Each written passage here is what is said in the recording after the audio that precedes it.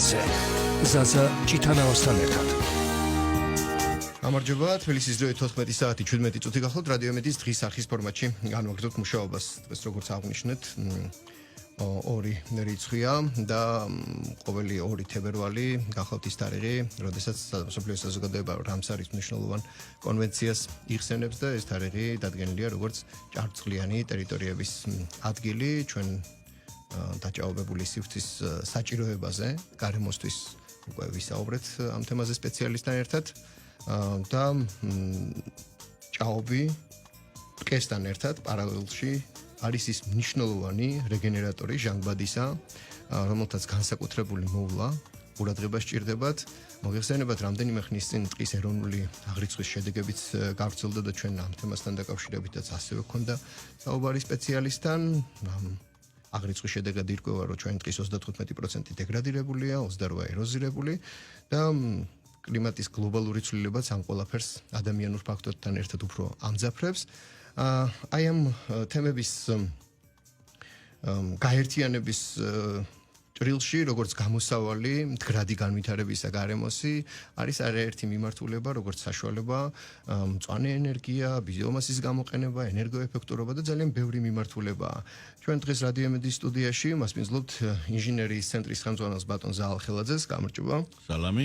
და ბატონ ზაალთან ერთად ვეცდებით დავინახოთ ის შესაძლებლობები, რომელიც მწვანე ენერგეტიკის სახით მრავალფეროვან საშუალებას აძლევს თანამედროვე ადამიანს, მით უმეტეს ტექნიკის განვითარების ფონზე და დღეს ძალიან ბევრი მწვანე ენერგეტიკასა და მწვანე ეკონომიკას გარკვეულწილად აერთიანებს. რომ ეკონომიკას ისეთივე ციკლური იყოს და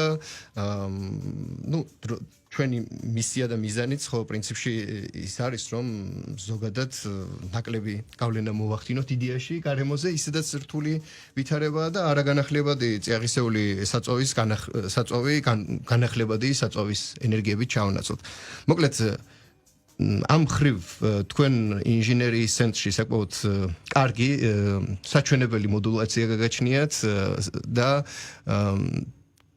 გითხარით რა შესაძლებლობები გააჩნიათ თანამედროვე ადამიანს იმისთვის რომ მწვანე ენერგეტიკის საშუალებით და სხვა რაკურსით ამ საკითხისადმი ტრადიციული საკითხებისადმი მიდგომით ნაკლები ზიანი მივაყენოთ გარემოს და ეფექტიანობა მეტი გქონდეს. მადლობა ზაზა, შევეცდებით ჩემი შესაძლებლობის ფარგლებში გავაშუქო ეს საკითხი.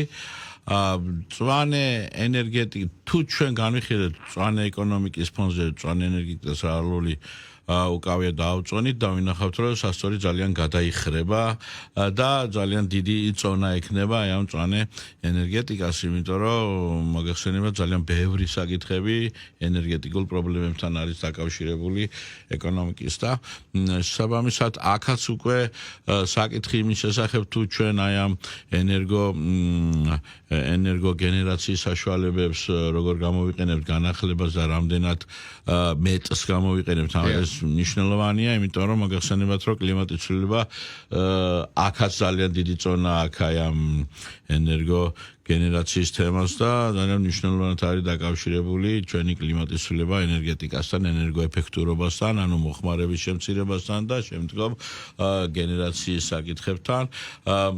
საქართველოში ამ მიმართულებით ჩვენ ბევრად წინ ვართ, ვიდრე ვიყავით 10 წლის წინ, მაგრამ ბევრად ჩამორჩებით, ვიდრე უნდა ვიყოთ იმ მაჩვენებელს. აქედან გამომდინარე ეს ბაუსცენარები, რომელიც ჩვენ გვინდა რომ განმოვითაროთ, მნიშვნელოვანია რომ კარგად წავიდეს.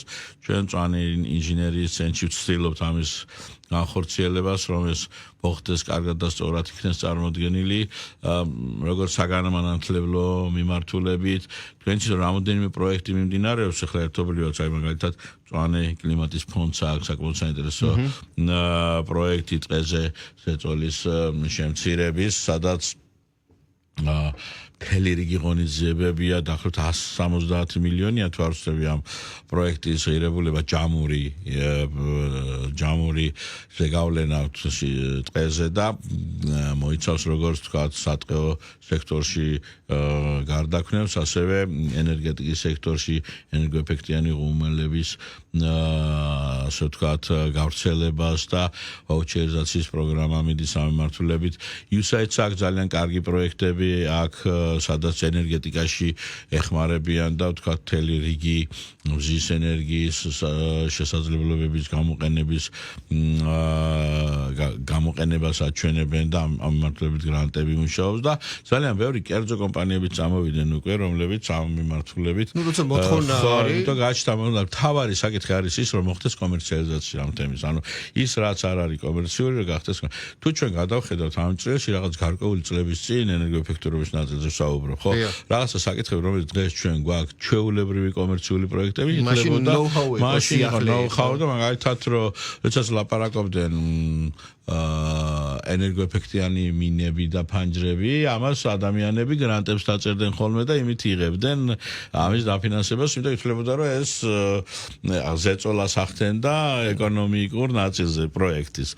დღეს ეს ჩვეულებრივი მოვლენა. აი ჩვენი ვალია და ჩვენი ამოცანა რაც შეიძლება მეტი დემო ვერსია გავაკეთოთ პროექტების. კიდევ უფრო ჩვეულებრივად. ხო და აი გავაჩვეულებრივოთ ეს არის. თუმცა ნახეთ რა ხდება მწვანე ცხოვრების წესი არაფერი არ არის განსაკუთრებული და სხვანაირი. ეს არის ცხოვრების წესი, რომელთაც უნდა ვიცხოვროთ რა.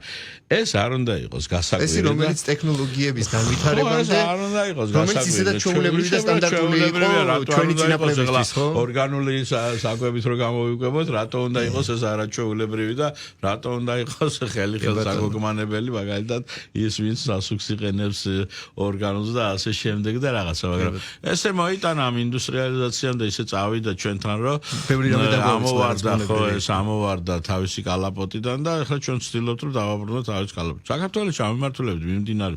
მაგალითად, კარგად განვითარდა უკვე აი მზის ფოტოვოლტაური და მზის ელექტროენერგიის მიღება ძალიან ტრენდული გახდა და იქამდეც კი მივიდა ეს საკითხი, რომ ზოგიერთ ადამიანს სხვა არც კი გონია, რომ მწვანე არსებობს ამ ქვეყანას, მაგალითად რაღაც საშუალებები და რომელიც ბევრია ჩვენ სამზარეულოში რომ შევიხედოთ, იმდენ რამეს დავინახავთ, რომ შეიძლება გარდაქმნათ და გამოვიყვანოთ უფრო უკეთესი და უფრო მწვანე, რომ გავიკვირდოთ. ამ მიმართულებით ბევრს რომავთ, ბევრს ვაკეთებთ, ბევრი სამოდელო პროექტები კეთდება, გვეხმარებიან ძალიან ჩვენ ადამიანების ცნობადობს მოთხოვნილებას გვაქვს უკვე და ასე რომ მანდა მაინც საგანგაშოთ არა გვაქვს 10 წლის წინანდელთან შედარებით საქმე, იმიტომ როცა ჩვენ ვიწყებდით ამ მიმართულებით 2008-ში, 2007-ში, საერთოდ არაფერი არ იყო. დღეს უკვე ბევრი ახალგაზრდები წამოვიდნენ.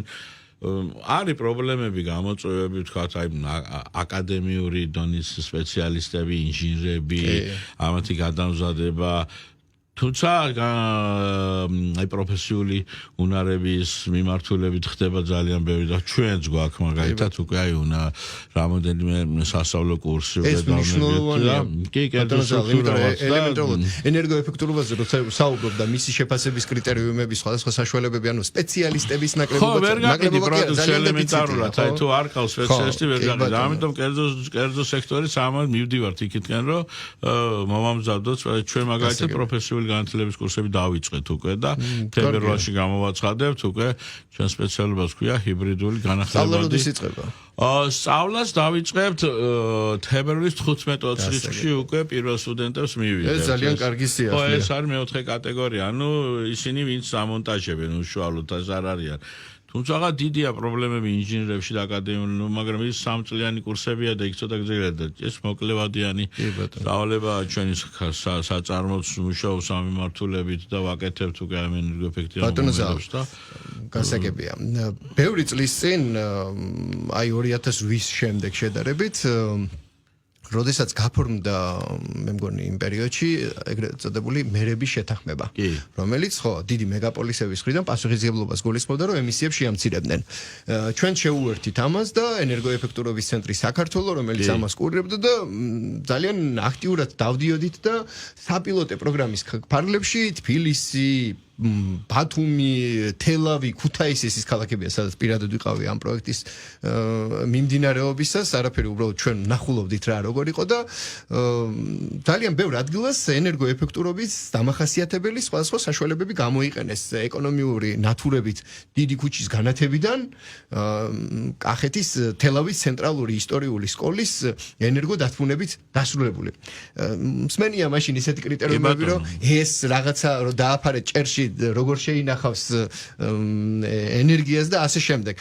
მაგრამ მე დიდი იმედი მქონდა რომ ეს იქნებოდა კარგი მაგალითი საპილოტო პროგრამის სახით იმპულსის კუთხით მაგრამ რაღაც დროში ეს ყველაფერი იწელება თითქოს ეს ჩემი სუბიექტური შეფასებაა როცა ბევრი შესაძლებლობა არსებობს დღეს უკვე მზის ელემენტების ისეთი დრეკადი საშუალებები შექმნეს ევროპასა თუ ჩინეთში რომელიც კიდევ უფრო აიაფებს ერთის მხრივ და მეორეს მხრივ მოქნილობას მატებს მაგრამ კითხვა მიმყავს საით მზის პანელი ყველაზე გავრცელებული თემატიკა ალბათ ჩვენთან საქართველოში როგორც ალტერნატიული ენერგიის წყარო ამ მხრივ და ბევრი ამბობს რომ ეს ყველაფერი გაწელილია ჩვენთან ეს არ იმუშავებს არ მუშაობს და ასე შემდეგ კითხვა თუ ახლა ჩვენ დღეს როგორც ენერგიის საშუალებას შევხედავ და სხვა ალტერნატიულ შესაძლებლობებს გათბობის და ენერგიის დაგროვების ჰიბრიდული რა საშუალებები არსებობს და ამ ხრივ პრაქტიკა რას გვეუბნება რამდენად რეალურია ის დამატებითი თანხა რომელიც სახლის შემდეგ დათბუნებისა თუ მშენებლობის პერიოდში ენერგოეფექტურობის ელემენტების ჩადებით შეიძლება აძვირებდეს აქაც ისე რომ შევხედოთ რომ ავწუნოთ ეს ყველაფერი არა პირველ რიგში უნდა მივახციოთ ჩვენ ორი კომპონენტი გვაქვს ერთი მოხმარება და მეორე გენერაცია ხო პირველ რიგში უნდა მოხმარებაში უნდა ვიყოთ ეკონომიურები და დათმუნების თუ ამ სპექტს განვიხილავთ თქვათ რას რაწონა აქვს ხო აი დათმუნებას დაახლოებით 50-60% აქვს წონა აი ამ ენერგიის დანახარჯების შემცირებაში ამიტომ აქ ჩვენ უნდა მივახციოთ ამას რომ ენერგოეფექტურობის ხარისხი უნდა ქონდეს მაღალი და ამის მერე უკვე უნდა გადავიდეთ იმაზე რომ ადგილობრივი ენერგიებით არაქსელური ენერგიებით შევავსოთ ის დანარჩენი ლოკალური სუპერავტონომიური ხო რა თქმა უნდა იმიტომ რომ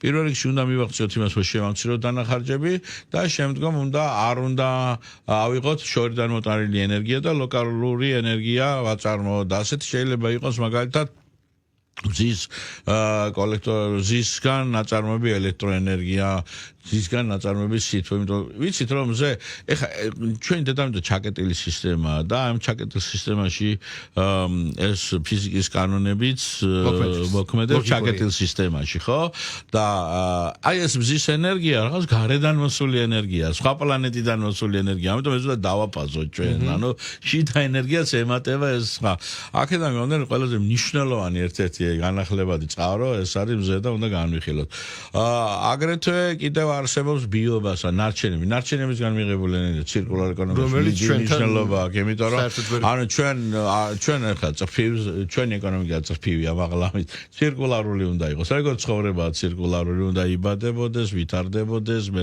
გარდაისახებოდეს ერთიდან და აქაც ციკლი დაუსრულებელი უნდა იყოს მაქსიმალურად ენერგიის მოდვიობის და შენახვის კანონი უნდა ვრცელდებოდეს დანაკარგების განმავლობაში ენერგოეფექტურობა რა არის ჩვენ გვაქვს ენერგიის მოდვიობის კანონი და გვაქვს ენტროპია დანაკარგები და ენერგოეფექტურობა არის დანაკარგების შემცირება შესაბამისად თუ ნარჩენი გვაქვს ესე იგი უკვე იქ გვაქვს რესურსი ამიტომ ეს უნდა მოიხსნას და ამის მერე უკვე უნდა ჩვენ გადავიდეთ უკვე გამოყენებას საქართველოში მზის ენერგეტიკის მიმართულებით ელექტროენერგიის გამოყენების თვალსაზრისით ცნობადობა ძალიან გაიზარდა კარგად ვივდივართ ბევრი გაიგეს უკვე ადამიანებმა რომ წყლის ენერგიაც უნდა იყოს გამოყენებული და შესული რასაც დიდი რესურსი აქვს და მაგრამ ბიომასის მიმართულებით ნარჩენებს ძალიან ნაკლებად გამოვიყენებთ და ეს უნდა გავითვალოთ იმიტომ ევროპის ყველა გავითვალებულ ქვეყნებში დიდი ბოილერები და საუბნო გამათბობელი სისტემები და უბნები თვება აი ამ ბიომასაზე ჩვენთან ნაგავად განწერული მასა კი და ჩვენ თლიან ენერგო რესურსში დაახლოებით 14% ბიომასას აქვს რომ შეგვიძლია ენერგო შემოვიბრუნოთ უკან და ეს ძალიან დიდია და ამ მიმართულებით უნდა ვიშრომოთ რომ ტყეზე დაწოლა შევამციროთ და არ დავწვათ იქ რაღაცა არამდგრადი შეშა და ჩავანაცვლოთ უკვე გრადი საწვავი და შესაბამისად უნდა შევამციროთ მოხმარება და უნდა გავზადოთ ადგილზე წარმოებული ენერგია განახლებადებით. აქედან გამომდინარე ბიომასა ძალიან დიდი წვლილი აქვს. რესურსი გვაქვს და წვლილიც აქვს. ეს თავისით მოდის, ხო? ამიტომ ამას აქვს მნიშვნელობა აქვს ძალიან დიდი, რომ ბიომასას კარგად და გონივრულად დედამიწის სითბოს გამოყენება შეიძლება ძალიან ეფექტურად, ქარის ენერგიის გამოყენება, რომელიც რესურსები ჩვენ გვაქვს ძალიან დიდი კადასტრში ერთგვარი საპილოტე გვაქვს კიდევაც გორში. კი, რა თქმა უნდა, გორში საპილოტე გვაქვს და კადასტრშიც რო ჩავიხედოთ, ძალიან დიდი რესურსები გვაქვს. და ასევე ამ ხრივ ალბათ საინტერესოა გრუნტის ქვეშა წყლების, ხო? მაგას დედამიწის სითბოს ჩვენ მეზობელ სომხეთში ჩემთვის აღმოჩენა იყო, რომ თურმე ძალიან განვითარებულია და ჩვენ რესურსები საკმაოდ ჩვენ კარელისკენ რო წამოხვიდეთ, რა იფრთხება ეს ხელი ენერგია პირდაპირ და ასე ზუგდიდში ძალიან დასავლეთში ძალიან ჰიდროელექტრინები ბევრია კი იმის ენერგია, რა ქვია, ზღვის ტალღების ენერგია. აი ძალიან ბევრი არის. ესეც რაღაცა გარკვეულ დანახარჯსაც მოითხოვს, ძალიან ბევრ განვითარებულ ქვეყანაში ამ სერიოზული ასეთი წარსულში და დღეს გარდა აი ჩვენი კომერციალიზაცია არის ჩვენი მთავარი, ასე ვთქვათ, საშუალება და ამიტომ მისი კომერციალიზაცია უნდა მოვახდინოთ, რომ ენერგეტიკაში გადმოვიტანოთ ეს და შევამციროთ უკვე ბუნებრივი რესურსების ხარჯვა, რომელიც გამოლევადია რა. დიდი მადლობა უნდა მოგახსენოთ, ჩვენ როგორც გადაცემის თავში აღნიშნე, ვისაუბრეთ ტყეზეც, ცალკე გადაცემაში, ჭარბწყლიანობის საჭიროებაზე და ამ რესურსებზე, გარემოს გრადი განვითარებისთვის და ახლა თქვენთან საუბრით, ვეცადეთ ხალხისთვის კიდევ უფრო ნათელი გამხდარიყო, რომ ალტერნატიული საშუალებები გამოყენება და განვითარება, ენერგოეფექტურობის გაძლიერება ჩვენ დაგვეხმარება გარემოს გრადობის შენარჩუნებაში. და ამ გადაცემათა ციკლით სწორედ ამას ვეცადეთ. და ვფიქრობ, რომ ესეთი საუბრები მნიშვნელოვანია მომავალში, რომ წინ წავიდეთ და ცნობადობა გავზარდოთ და კომერციალიზაცია მოვახდინოთ ამ საკითხების. მადლობა დიდი. ნახვამდის ჩვენი საუბარი აიტვირთება რადიო მინდის Facebook გვერდზე დროებით.